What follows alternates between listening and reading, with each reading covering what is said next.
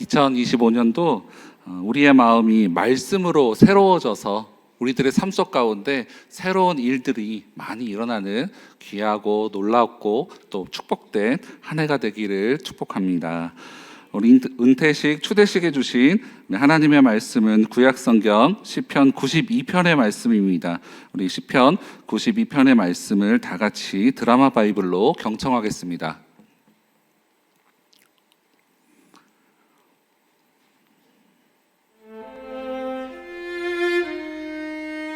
지존자여, 시편금과 비파와 수금으로 여호와께 감사하며 주의 이름을 찬양하고 아침마다 주의 인자하심을 알리며 밤마다 주의 성실하심을 베품이 좋으니이다.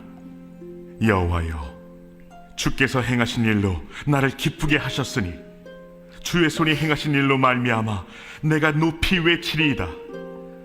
여호와여, 주께서 행하신 일이 어찌 그리 크신지요. 주의 생각이 매우 깊으시니이다.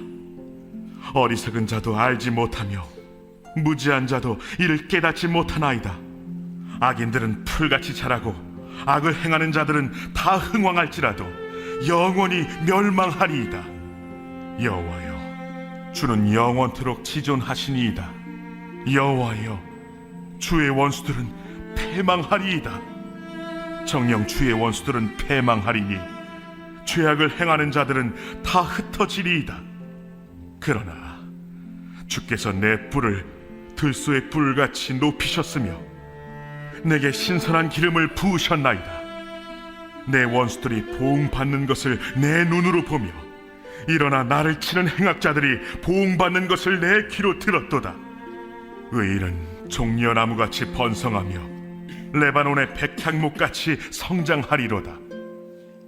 이는 여호와의 집에 심겼으며 우리 하나님의 뜰 안에서 번성하리로다. 그는 늙어도 여전히 결실하며 진액이 풍족하고 빛이 청청하니 여호와의 정직하심과 나의 바위 되심과 그에게는 불의가 없음이 선포되리로다. 아멘. 이번에 은퇴하시고 추대받으시는 한 분 한 분들은 주님께서 정말 착하고 충성된 종이다라고 이렇게 불리움 받게 되는 분들인 줄 믿습니다. 교단 헌법상 만 70세가 되면 안수 집사님 그리고 또 권사님, 장로님들은 정년 은퇴를 하게 됩니다. 그래서 오늘은 두 분의 안수 집사님 그리고 7분의 권사님이 은퇴를 하시게 됩니다. 세상에서는 우리가 은퇴를 한다 그러면 어떠한 인식을 가지고 있죠? 은퇴를 하면 아무것도 하지 않고 쉬게 된다라는 것을 우리는 은퇴했다라고 이렇게 생각을 합니다.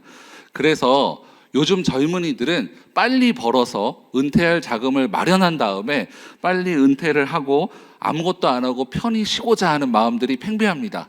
이러한 사람들을 파이어족이라고 해서 이들은 내가 노후에 얼마의 돈이 모아지면 그냥 뒤도 돌아보지 않고 이렇게 은퇴를 한다고 합니다. 그런데 이 그리스도인들에게 은퇴란 무엇일까요? 그리스도인에게 은퇴라는 것은 그 이후로 아무것도 하지 않는다는 것을 의미할까요? 최근 교구에서 시니어에 올라오고 싶다는 여러 이야기를 들은 적이 있습니다. 왜 그럴까 이렇게 들어보니까 시니어에 가면은 더 이상 셀리더를 하지 않아도 된다. 시니어에 가면은 점심밥도 주고 이제 식당 봉사가 아니라 밥을 먹을 수 있고 그리고 선물도 주고 야유회도 간단다. 그래서 빨리 시니어로 올라가자라는 이런 분위기가 있다고 하는데 이 말은 반은 맞고 반은 틀리죠. 육신이 연약해져서 현실적으로는 점점 섬길 수 있는 것들이 줄어들 수는 있습니다. 그러나 시니어가 된다고 하여서 영원한 쉼과 영원한 안식으로 들어가는 것이 아닙니다. 왜 그렇죠? 우리의 참된 안식과 쉼은 우리가 하나님 앞에 설 때, 주님 앞에 설 때 완성되기 때문입니다. 그렇다면 오늘 은퇴하시는 분들 그리고 또 예수님을 믿고 이 땅에 남아있는 우리는 이 땅에서 어떠한 삶을 살아야 될까요? 하나님께서는 우리가 어떠한 삶을 살기 원하실까요? 하나님께서 우리가 이 땅 가운데 이렇게 살아라 라고 하는 그 마음은 무엇일까요? 오늘 말씀을 통해서 살펴보고 우리의 마음이 정말 이 말씀으로 새롭게 되어지기를 주님의 이름으로 축복합니다. 1절부터 3절까지의 말씀입니다. 지존자여 시편금과 비파와 수금으로 여호와께 감사하며 주의 이름을 찬양하고 아침마다 주의 인자하심을 알리며 밤마다 주의 성실하심을 베품이 좋으니이다. 우리 한글 성경을 보면은 좋으니이다가 맨 뒤에 나왔습니다. 그런데 히브리어 성경을 보면은 토브, 좋다라는 이 단어가 맨 처음에 등장하고 있습니다. 1절부터 3절까지에는 이 좋다라는 동사 하나로 모든 내용들을 받고 있습니다. 그래서 1절부터 3절까지를 원어적으로 좀 더 해석을 해보면 이렇습니다. 여호와께 감사하며 이름을 찬양하는 것이 좋습니다. 아침마다 밤마다 라고 이렇게 했는데 이것은 어느 때에든지 하나님의 인자하심과 하나님의 성실하심을 이런 주님을 선포하는 것이 좋습니다. 그리고 이런 하나님을 여러 가지 악기들, 시편금과 비파와 수금으로 찬양하는 것이 좋습니다라고 해석할 수 있습니다. 그런데 오늘 시인이 처해 있는 이 현실은 이렇게 찬양과 또 예배하기에 좋은 상황은 아니었습니다. 7절 말씀을 볼까요? 7절 말씀을 보면 악인들은 풀같이 자라고 악을 행하는 자들은 다 흥황할지라도 라고 이렇게 말하고 있습니다. 그래서 이 시인이 처해 있는 상황은 악인들이 아주 왕성하게 흥황하는 모습, 그리고 악인들에 의하여서 우겨쌈을 당하는 이런 상황이 바로 이 시인의 상황이었습니다. 그런데 이런 암울한 현실 속에서 시인은 하나님께 무엇을 올려드립니까? 감사와 찬양을 하나님께 올려드리고 있습니다. 우리도 그렇지 않습니까? 흉흉한 현실을 우리가 살아갑니다. 그리고 또 답답한 현실을 마주할 때 우리들의 마음에는 때로는 정말 예배 드리고 싶지 않다, 또 기도들이 힘조차 나오지 않는다, 정말 답답하고 또 괴로운 마음일 때가 있습니다. 그런데 시인은 그런 상황에서 찬양을 드리고 있습니다. 어떻게 그럴 수 있었을까요? 우리 4절과 5절 말씀 우리 함께 읽겠습니다. 시작. 여호와여 주께서 행하신 일로 나를 기쁘게 하셨으니 주의 손이 행하신 일로 말미암아 내가 높이 외치리이다. 여호와여 주께서 행하신 일이 아멘. 우리 4절 말씀을 한 번 더 띄워주시고요. 우리말 성경에는 없지만 히브리어 성경에는 키라는 단어가 있습니다. 이 뜻은 왜냐하면이라는 뜻을 가지고 있습니다. 그래서 주의 이름을 찬양하는 것이 좋습니다. 왜냐하면 이 4절 말씀이 이어진다는 것이죠. 4절 말씀에 뭐라고 말하고 있습니까?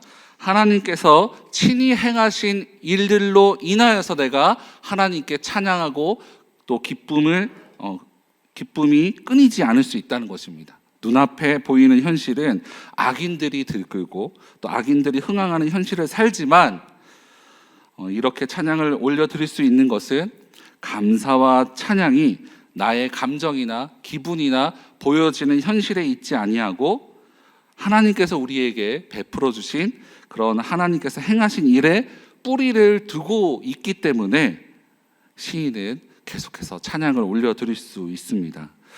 그렇다면 하나님께서 우리에게 행하신 일들은 어떤 일들이 있을까요? 오늘 우리가 읽은 시편의 표제어는 안식일에 드리는 찬송시입니다. 92편은 안식일에 드리는 찬송시입니다. 안식일에 이 찬송시를 불렀다는 것인데요. 그렇다면 이 하나님께서 우리에게 어떤 일을 행하셨는지 기억하면서 이 찬송시를 불렀다는 것이죠. 하나님께서는 우리에게 어떤 일들을 하셨을까요? 먼저 출애굽기 20장 11절의 말씀입니다. 이는 엿새 동안에 나 여호와가 하늘과 땅과 바다와 그 가운데 모든 것을 만들고 일곱째 날에 쉬었음이라. 그러므로 나 여호와가 안식일을 복되게 하여 그날을 거룩하게 하였느니라. 아멘. 안식일에 먼저 기억해야 할 하나님께서 행하신 일은 바로 창조입니다. 우리는 말씀으로 온 우주 만물을 창조하시고 우리를 창조하신 하나님의 놀라운 일들을 기억해야 된다는 것입니다. 시인은 하나님께서 창조하셨을 때 사용하신 이 좋다, 이 토브라는 단어를 그대로 가져와서 사용하면서 창조주 되시는 하나님을 높여드리고 있습니다. 그리고 또 두 번째로 안식일에 기억해야 할 하나님께서 행하신 일은 바로 구원의 은혜입니다. 신명기 5장 15절의 말씀인데요. 제가 15절만 읽겠습니다. 너는 기억하라. 내가 애굽 땅에서 종이 되었더니 내 하나님 여호와가 강한 손과 편팔로 거기서 너를 인도하여 내었나니 그러므로 내 하나님 여호와가 내게 명령하여 안식일을 지키라 하느니라. 아멘. 구원의 은혜를 보여주는 장소로 이 홍해만한 장소가 없습니다. 제 노예로 살던 우리에게 구원의 은혜를 베풀어 주신 하나님의 놀라운 사랑을 기억하고 찬양 드리는 것, 그것이 우리에게 마땅하다라는 것입니다. 사랑하는 여러분, 우리는 인생을 살아가다 보면 도저히 기도가 나오지 않고 예배의 감격이 다 사라져 갈 때가 있습니다. 악인들은 공격하며 악인들이 흥황할 때 그런 현실을 바라보며 절망하기보다는 하나님께서 하신 이 창조와 예수 그리스도의 죽으심과 부활을 통해 나타난 이 구원의 은혜를 바라보면서 하나님께서 우리에게 행하신 일에 우리의 기쁨과 우리의 모든 것을 담을 수 있기를 주님의 이름으로 축원합니다. 오늘 말씀을 보면 이 악인들은 이 하나님께서 행하신 일이 무엇인지도 모르고 그것과는 반대되는 삶을 산다고 말합니다. 6절 말씀입니다. 어리석은 자도 내가 알지 못하며 무지한 자도 이를 깨닫지 못한다라고 이렇게 기록되어 있습니다. 우리가 살아가는 이 세상을 보면 어떻습니까? 하나님의 통치하심이 정말 눈에 보입니까, 여러분? 보이지 않을 때도 있다는 것이죠. 왜 그렇습니까? 악인들의 힘은 날로 강해지고 심지어 악인들이 흥황하는 모습들을 우리가 보게 될 때 이러한 마음이 듭니다. 그런데 오늘 말씀은 그러한 우리에게 희망적인 메시지를 던져다 줍니다. 7절 말씀 우리 함께 읽겠습니다. 시작. 악인들을 영원히 멸망하리이다. 아멘. 하나님께서는 하나님의 뜻을 거역하고 하나님께서 행하신 일들을 인지하지 못하고 무지하는 자들을 그들은 잠깐 풀처럼 잠깐 자라지만 결국에는 시들어 죽게 될 것이다 라고 약속하십니다. 9절 말씀에도 그런 약속의 말씀을 주십니다. 여호와여 주의 원수들은 패망하리이다. 정녕 주의 원수들은 패망하리니 죄악을 행하는 자들은 다 흩어지리이다. 아멘. 악인들은 잠시 잠깐 풀이 자라는 것처럼 흥황할지는 모르나 결국에는 주님 다시 이 땅에 오실 그날 하나님께서는 의로우신 재판장이신 하나님께서는 악인들은 심판하시며 의인들 그리고 교회에는 반드시 승리를 주실 것입니다. 요한계시록 18장 14절에도 이들의 멸망에 대해서 이렇게 기록하고 있습니다. 바벨론아 내 영혼이 탐하던 과일이 내게서 떠났으며 맛있는 것들과 빛난 것들이 다 없어졌으니 사람들이 결코 이것들을 다시 보지 못하리로다. 아멘. 사랑하는 여러분, 하나님보다 높은 왕이 없고 하나님보다 높은 나라가 없습니다. 악인은 결국 멸망하고 악인은 결국 패망하고 흩어질 것입니다. 악인의 번성은 그래서 우리는 악인의 번성을 부러워하지도 말고 악인이 우리를 핍박한다고 하여서 속상해하지도 마시기 바랍니다. 주님의 때에 결국 승리를 주실 주님의 이름을 바라보면서 소망의 찬송을 날마다 올려드리는 저와 여러분 될 수 있기를 주님의 이름으로 축복합니다. 시인은 이렇게 두 가지를 찬양하는 사람들, 첫 번째는 무엇이었죠? 하나님께서 행하신 일을 찬양하는 사람, 그리고 또 두 번째는 심판하시는 하나님을 찬양하는 사람, 이러한 자들에게 주실 축복에 대해서 말씀합니다. 우리 12절 말씀, 우리 앞에 계신 우리 은퇴자들과 우리 추대자들, 우리 한 목소리를 크게 한번 읽겠습니다. 시작.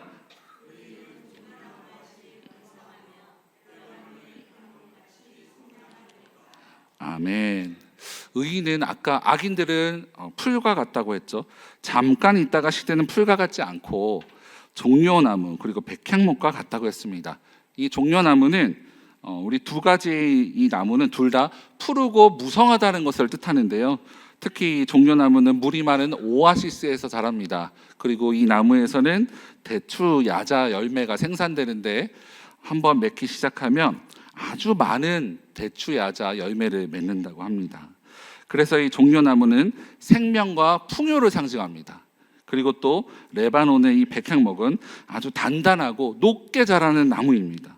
그리고 성경에서도 최상급 목재로 알려져 있습니다. 그래서 솔로몬은 하나님의 성전을 지을 때 이 백향목을 사용하여서 성전을 지었습니다.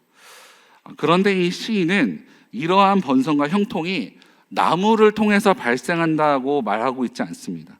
바로 나무들이 하나님의 집에 심겼기 때문이라고 말씀합니다. 우리 13절 말씀을 우리 함께 읽겠습니다. 다 같이 시작. 이는 여호와의 집에 심겼으며 우리 하나님의 뜰 안에서 번성하리로다. 아멘. 바로 이 생명의 근원 되시는 주님께 심겨졌기에 풍성한 열매를 맺을 뿐만 아니라 계속해서 번성해 나간다는 것이죠. 그래서 14절 말씀에는 그는 늙어도 여전히 결실한다고 합니다. 진액이 풍족하고 빛이 청청하다고 이렇게 말하고 있습니다. 디모데후서 4장 16절의 말씀처럼 비록 육신은 쇠하여질지라도 제가 읽겠습니다. 다 말씀이 다른 것 같은데요. 그러므로 우리가 낙심하지 아니하노니 우리의 겉사람은 낡아지나 우리의 속사람은 날로 새로워지는도다. 아멘. 하나님께 심겨진 자들, 시편 1편에서는 그러한 모습을 이렇게 기록하고 있습니다. 시편 1편 1절부터 3절까지인데요. 제가 한 절, 여러분이 한 절, 3절은 함께 읽겠습니다. 복 있는 사람은 악인들의 꾀를 따르지 아니하며 죄인들의 길에 서지 아니하며 오만한 자의 자리에 앉지 아니하고 오직 여호와의 율법을 즐거워하여 그의 율법을 주야로. 함께 읽겠습니다. 그는 시냇가에 심은 나무가 철을 따라 열매를 맺으며 그 잎사귀가 마르지 아니한 같으니 그가 하는 모든 일이 다 형통하리로다. 아멘. 거목과 고목이 있습니다. 우리 글을 좀 한자 돼 있는 글을 좀 띄워주실래요? 고목과 거목이 있습니다. 두 가지 다 아주 크고 오래된 나무를 뜻합니다. 그런데 두 나무에는 차이가 있습니다. 사진을 좀 보여주실래요? 첫 번째 사진은 고목입니다. 이건 500년 된 나무라고 합니다. 아주 큰 나무이죠. 그런데 그 안에 생명이 없습니다. 그래서 잎사귀도 없고 열매도 없습니다. 그러나 거목 사진을 좀 보여주실래요? 거목은 잎이 마르지 않고 계속해서 자라가고 계속해서 풍성해지고 또 이 안에 많은 열매들이 맺게 된다는 것입니다. 사랑하는 여러분, 오늘 은퇴를 하시고 그리고 또 이 땅 가운데 살 기간들이 많이 남아있는 저와 여러분들은 어떤 삶을 사시길 원합니까? 간절히 바라기는 정말로 여호와께 뿌리를 내린 자, 그래서 여호와의 율법을 즐거워하고 그의 율법을 주야로 묵상하는 자, 그 생명의 뿌리를 내린 자는 계속해서 그 생명이 공급됨으로 인하여서 번성하고 마르지 않고 많은 열매를 맺게 될 줄 믿습니다. 2025년에 시니어 표어를 이렇게 생각하면서 이런 표어를 지었습니다. 리마인드 시니어라고 이렇게 지었습니다. 여러분, 리마인드 웨딩이라고 여러분들 많이 알고 있을 것 같은데요. 어떤 마음으로 지었냐면 하나님께서 우리에게 행하신 일을 기억하는 시니어가 되어지길 바라는 마음으로 리마인드 시니어 이렇게 지었습니다. 여러분도 올라오실 분들은 잘 기억해 주시기 바랍니다. 보이는 현실은 참 암담할 수 있습니다. 우리의 현실이 정말 그렇죠. 사방에 우겨쌈을 당할지라도 잊고 살았던 이 창조의 은혜, 또 구원의 은혜를 기억하는 저와 여러분 되어서 우리의 마음이 새롭게 되어서 하나님의 인자하심, 하나님의 성실하심을 날마다 주님 앞에 온 마음과 여러 가지 악기들로 주님 앞에 찬송을 올려드리는 은혜가 있기를, 그런 복된 한 해가 될 수 있기를 주님의 이름으로 축원합니다.